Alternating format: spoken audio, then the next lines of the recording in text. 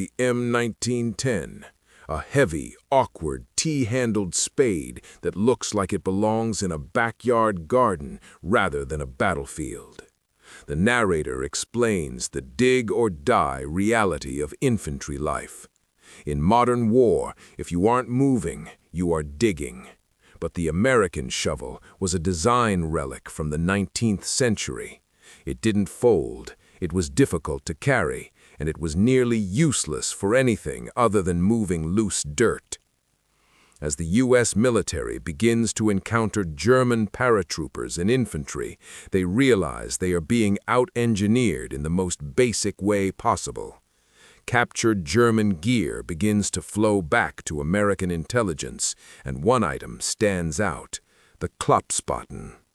We see the intelligence reveal. Officers in white gloves unfolding the German shovel for the first time. It was a mechanical masterpiece.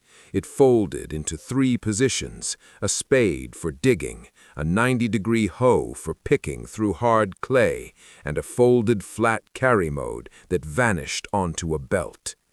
The next few minutes dive into the American engineering bias. We see U.S. designers at their drafting boards, meticulously measuring every millimeter of the German tool. The goal was simple: make it American. They loved the hinge, they loved the weight, they loved the portability. We crank up the creation of the American M1943 Entrenching Tool. On the surface, it was a 1-to-1 clone. It was sturdy, it was olive drab, and it was issued to every soldier heading into the invasion of Europe. But here, the script pivots to the fatal oversight. While American engineers were testing the shovel's digging efficiency in soft Virginia soil, they were looking at it strictly through the lens of a construction tool. They saw the spade as a miniature shovel, nothing more. We see archival footage of German troops training, but not just for digging. In the background, there are hints of a different kind of drill. The narrator points out the one thing the Americans missed during the reverse engineering process. The German infantry didn't just carry the shovel, they maintained it like a weapon. American intelligence looked at the dull, blunt edges of the German tool and assumed it was just for durability.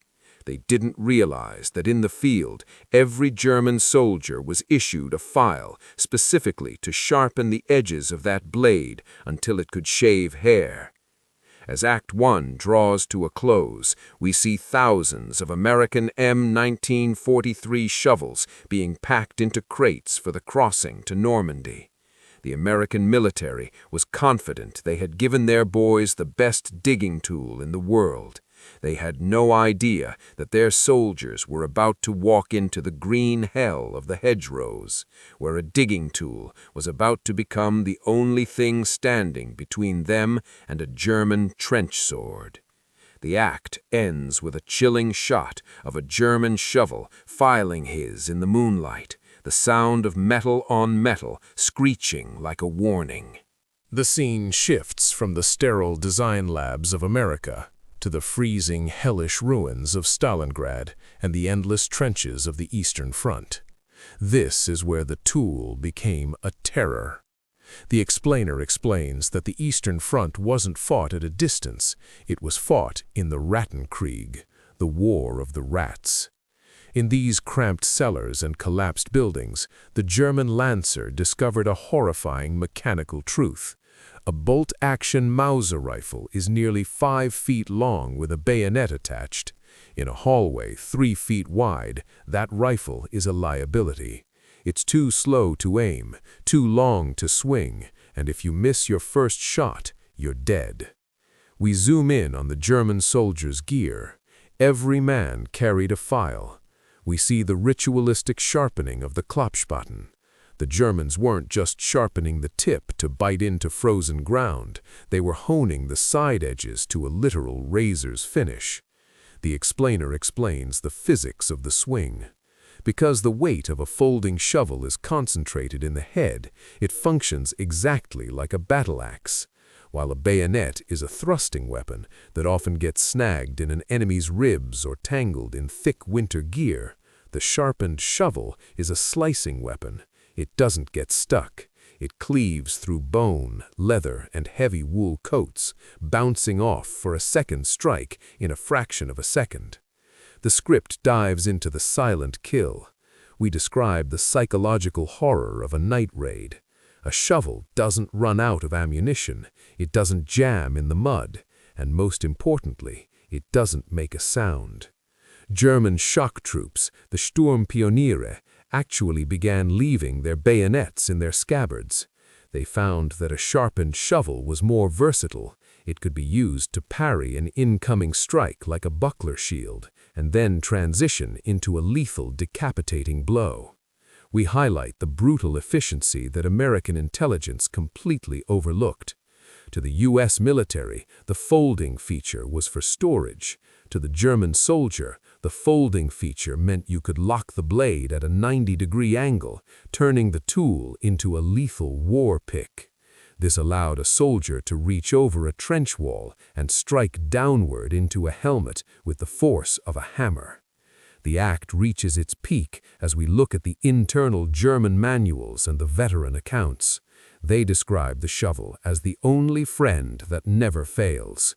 While American soldiers were being trained to dig foxholes to survive, German soldiers were being trained to use the foxhole tool to kill. The act ends with a haunting realization. The Americans had copied the shape, the steel, and the hinge, but they had completely failed to copy the intent. As the U.S. Army prepared to land in Europe, they were carrying shovels to a fight where the Germans were bringing axes. The scene opens with the chaos of the Normandy hedgerows. This wasn't the open field maneuvering the Americans had practiced in the California desert. This was bocage warfare. We see American GIs trapped in dense, 6-foot-thick walls of ancient vegetation, where the enemy was often less than 10 feet away. This was the moment the copy-paste error became a death sentence. The narrator explains the equipment crisis. As American squads pushed into the narrow sunken lanes of France, they were met by German counterattacks. In the frantic hand-to-hand scrambles that followed, many GIs reached for their M1 Garands, only to find the long barrels getting snagged on branches and vines. They reached for their bayonets, but in the panic of a muddy trench, a 6-inch knife felt like a needle against a sledgehammer. We focus on the American awakening. American soldiers began finding captured German equipment and realized with horror that the shovels their enemies carried weren't dull. They were glistening with a fresh edge. We see the realization dawning on a young American private. He had spent weeks using his M1943 shovel to dig latrines and drainage ditches, keeping the edge blunt to avoid cutting his hands. Across the line, the German soldier was using that same tool to split American helmets. The script transitions into the soldier's innovation. The official manual didn't tell them to do it, but word spread through the ranks like wildfire. We see GIs sitting in the rain, using rough stones and files to grind down the edges of their M1943s. They were field modifying their construction tools into weapons of last resort. The narrator notes the irony. America had the greatest industrial machine in history, yet its soldiers were forced to turn back into medieval warriors, sharpening pieces of steel by hand just to survive a night raid. We then look at the legacy of the blade. The video fast-forwards through time. We see that the lesson learned in the hedgerows of 1944 didn't disappear. From the tunnels of Vietnam to the modern-day training of elite special forces like the Spetsnaz and the U.S. Rangers, the fighting shovel is now a permanent part of the combat curriculum. We see modern tactical shovels, black carbon steel, and pre-sharpened from the factory, acknowledging the truth the Germans knew in 1940. The video concludes with a powerful, lingering thought. The U.S. military successfully copied the most advanced tanks, the most efficient rockets, and the most complex jet engines, but they missed the simplest, most lethal lesson of all. They saw a tool for digging, while the enemy saw a tool for surviving.